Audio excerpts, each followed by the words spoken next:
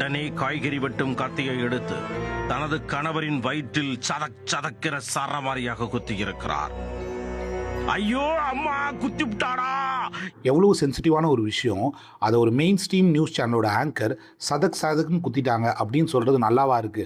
அது கூட பரவாயில்ல, அந்த அடிப்பட்டவரோட வாய்ஸ் ஓவர் வேற ஐயோ அம்மா குத்தி விட்டாடா அப்படின்றதெல்லாம் எனக்கு என்ன சொல்றதுன்னு கூட தெரியல.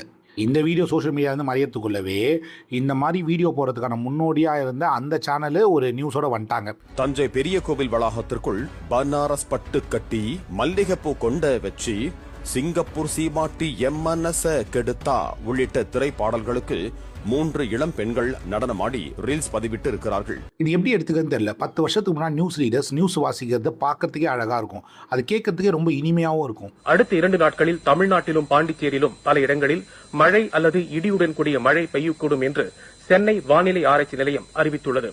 இத்துடன் இந்த செய்தி அறிக்கை நிறைவடைகிறது. வணக்கம்.